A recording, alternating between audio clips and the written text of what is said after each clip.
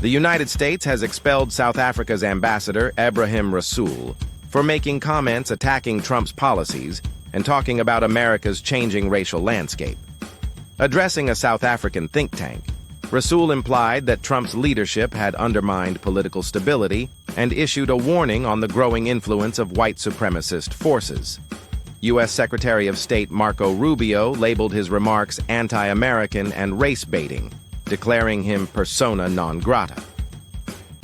The action heightens already strained U.S.-South Africa relations, which have been strained over matters such as land reforms and South Africa's legal proceedings against Israel at the International Court of Justice.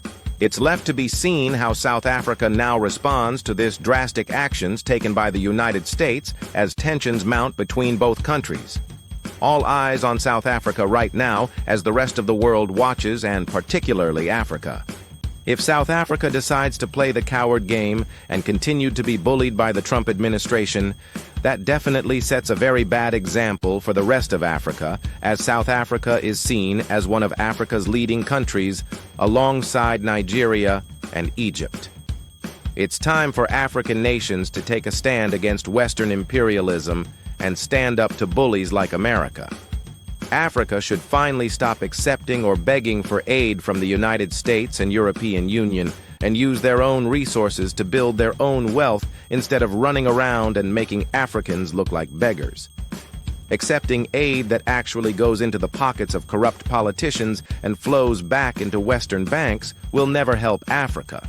Besides, it's this same aid that opened doors to massive corruption and exploiting Africa's resources.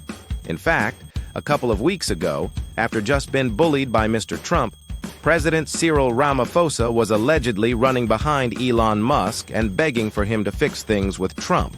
And now this. His ambassador has been kicked out. How weak can a president be? Or is it just corruption? When will Africa finally wake up?